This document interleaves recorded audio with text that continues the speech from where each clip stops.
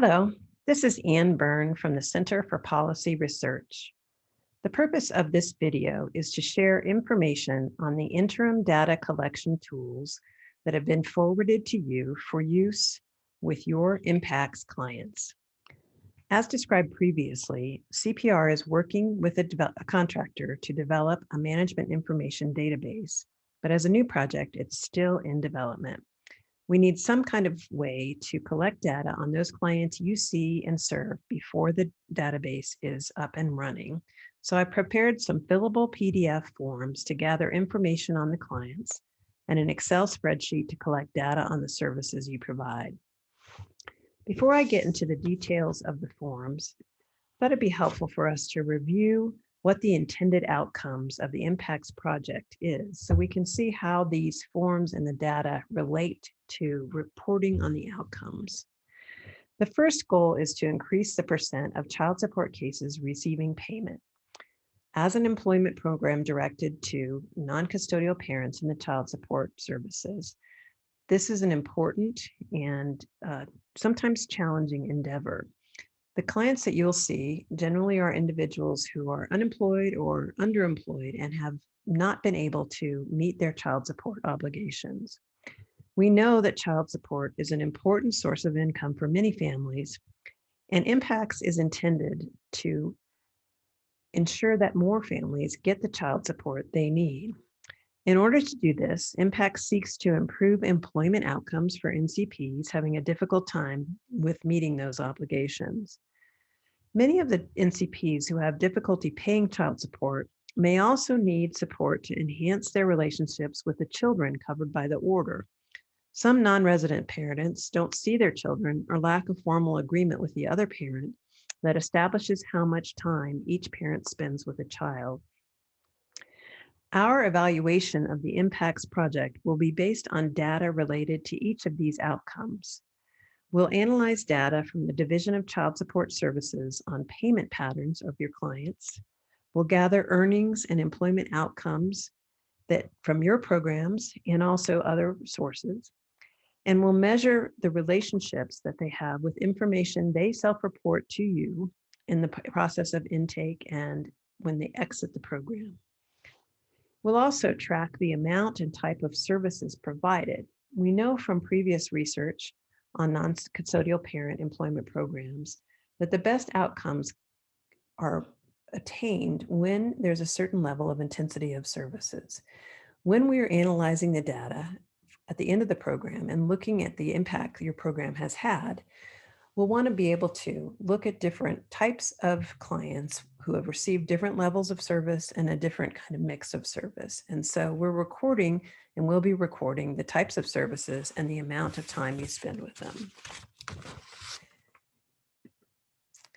Here's a summary of the tools that have been provided to you. Some I'm just going to describe generally here because they're pretty self-explanatory, and then others I'm going to go into a little bit more detail.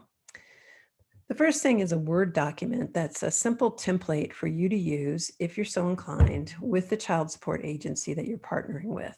It describes the IMPACT program and shares information about eligibility requirements and what the positive benefits that are likely to come from participation in the IMPACT program so that child support workers can share that with their clients.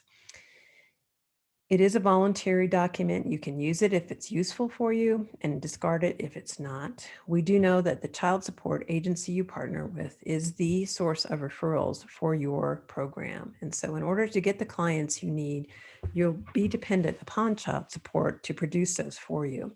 So whatever you can do to foster that relationship and encourage those referrals will be really important.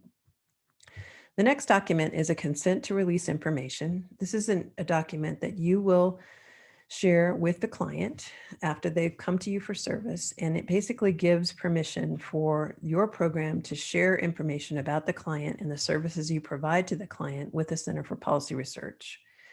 It is a required form. We ask you to print it out and ask the client to sign it and then scan it back in and save an electronic copy of it. Next is the IMPACS referral and eligibility form. This is a form that will be completed by child support. So you'll need to forward this form to child support. when you work with them around setting up the referral process. It collects basic information about the NCP and their contact information, and then also information about the child support case, their order, and a variety of other things. Some of this will be a little unfamiliar to you, and don't worry about it at this point in time because we'll be sharing more information about that as we go on. There's a couple of pieces though that just let me share in general terms. You'll get information on the amount of the order that this child support case is about and any additional orders that the client may have, which will give you some basic information on the amount of their obligation, which will then inform the kind of employment services you provide based on how much money they're going to have to earn in order to pay the child support order. It also shares information about the enforcement status of this particular client and their child support order. There are many actions that can be taken to enforce a child support order when a person has not paid their order after a certain amount of time. And some of those can serve as incentives for their participation in the IMPACS program. For example, one of the enforcement actions is the revocation of a driver's license. So if you can work with child support and the client to participate in the IMPACS program as leverage to work with the child support agency to get the driver's license back, that will be a really powerful incentive for your client's participation in IMPACS. There's several other varieties of enforcement actions, and that's what we ask the child support to record on this form. This is information they have ready access to from the client's records, so they should be able to fill it out fairly quickly. Once they complete this form, they ask the client for permission to share it with your IMPACS program so that you can reach out to the client and then schedule the services. The next form is the intake and evaluation form. And this is information that we will gather in a pre and post manner so we can compare for the evaluation. Some basic client information, basic information about their employment status and their family status. And then there are 3 evaluations, relationship scales that will measure in pre and post form so we can compare to see if there's been any change in those relationships. It is a required form, and I'm going to go through that a little bit more specifically with you.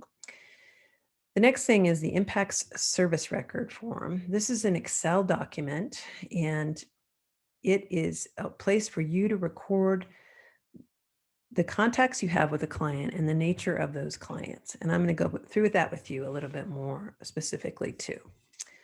So hold on just a minute while I bring up the next form.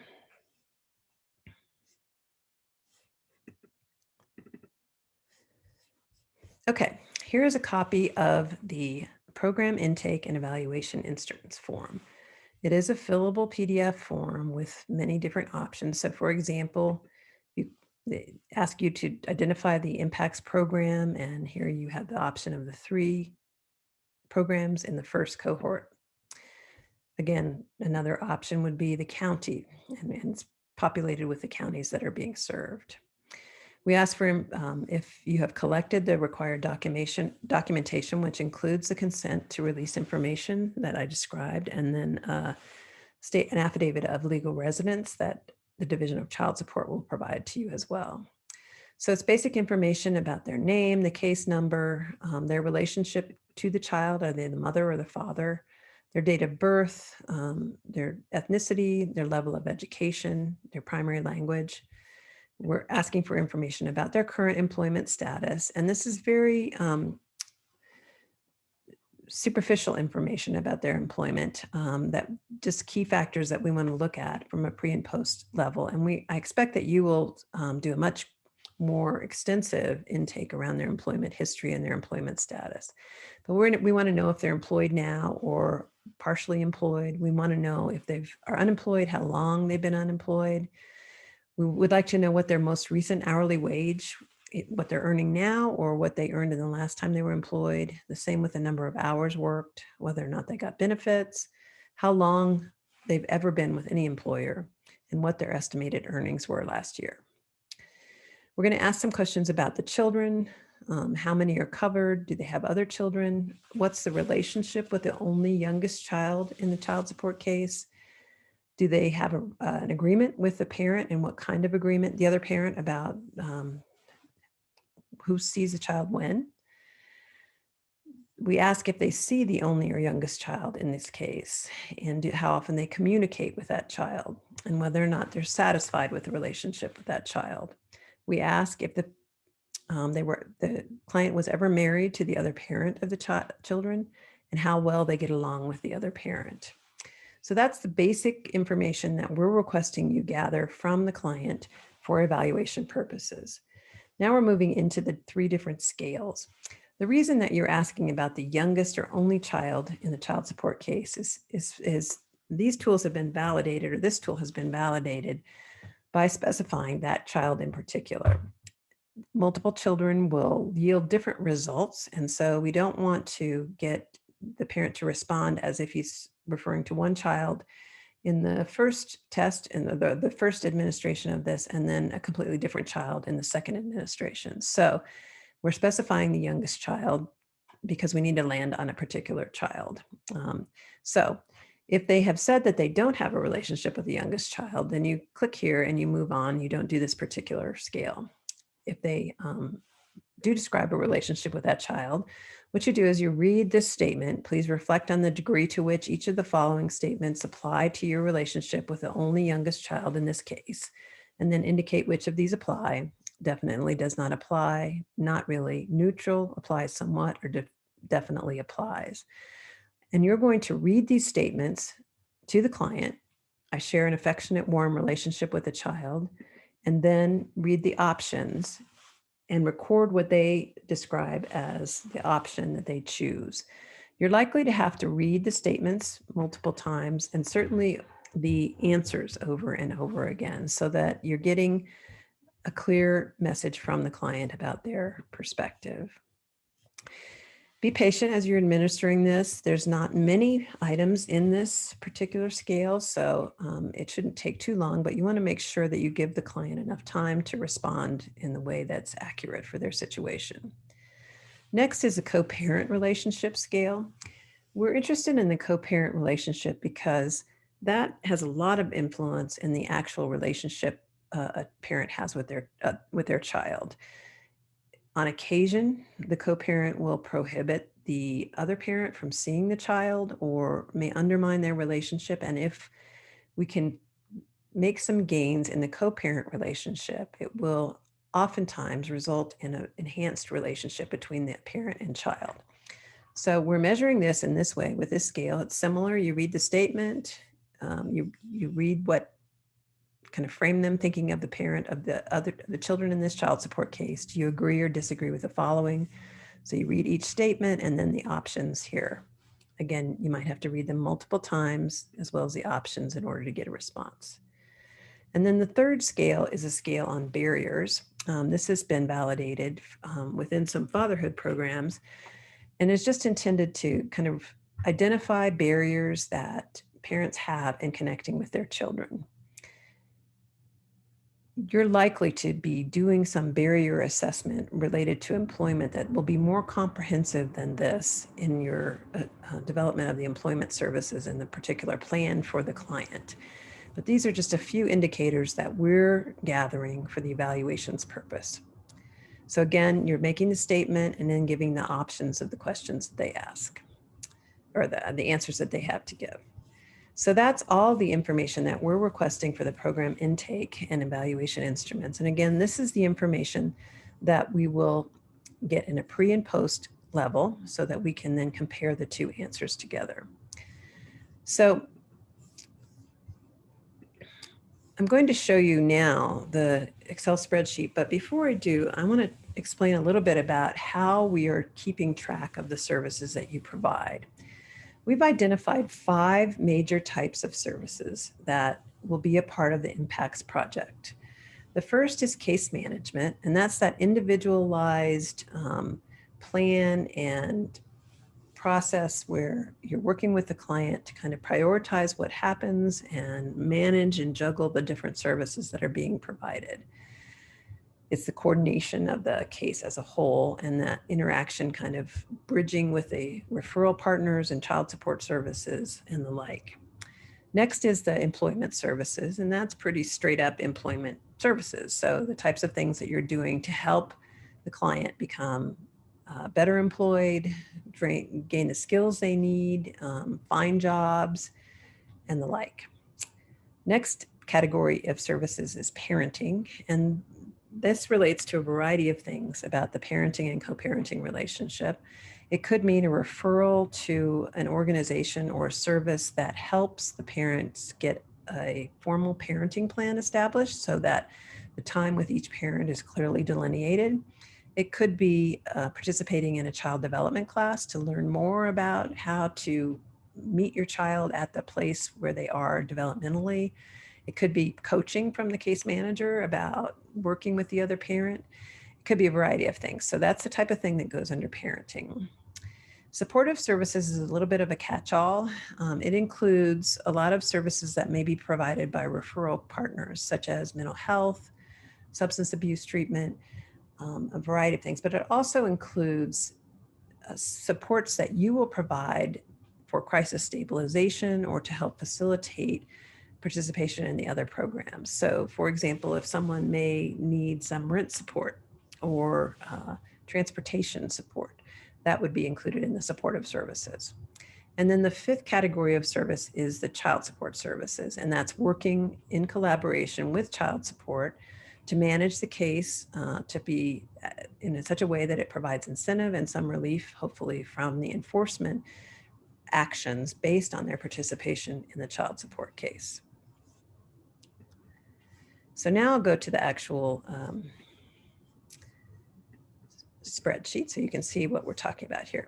Okay, so this first page, there's a couple of tabs that are important for you. The first page has some definitions and kind of explains what each of the columns that follow mean. I've already described to you the 5 types of cases, and what's important is that we're going to record the contacts you have with a client based on these cases. We're also going to think about the services you provide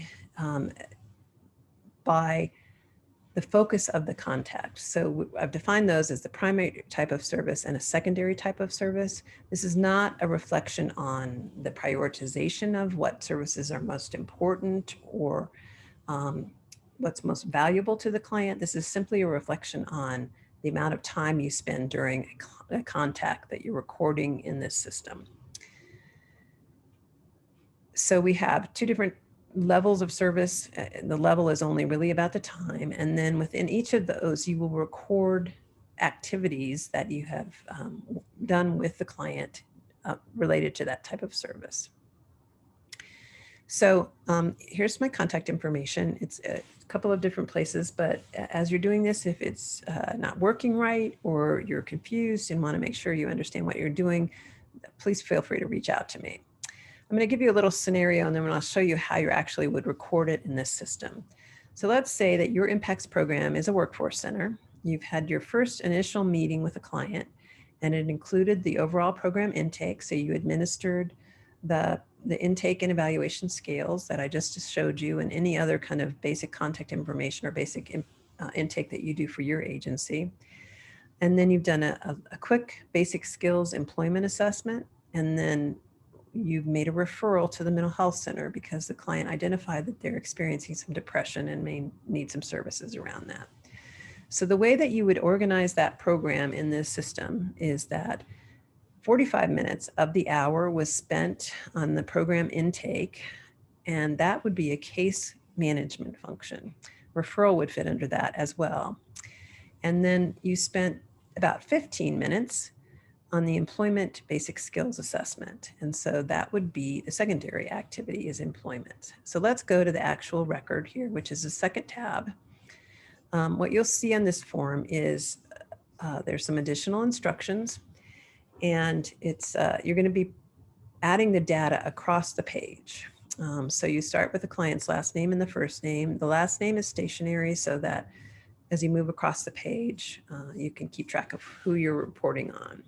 And remember, you're reporting on client contact. So you've had a session with the client, you come into this record and you report on what happened during the session. So you're providing their name, the date of service.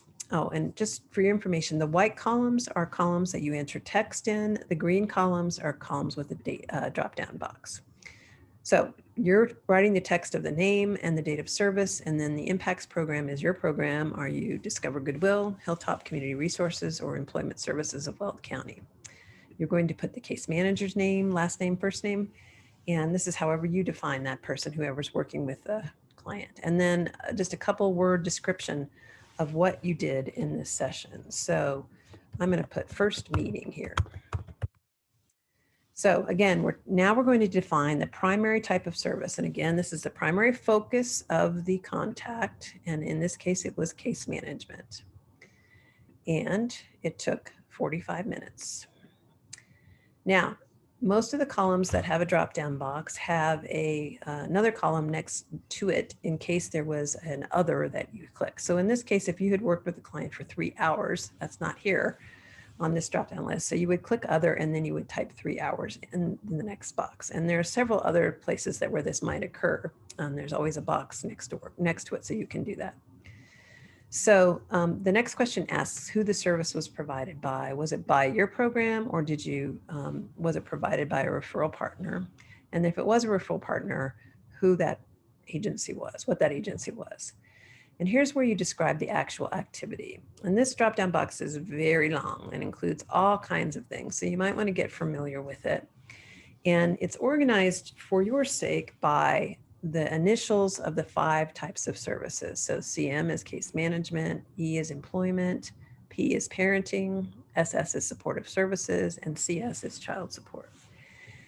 It's not, this is for your purposes. We're measuring the type of service with these other categories. So you might find yourself occasionally crossing over. So you have an employment service, but you use a case management category, and that's fine.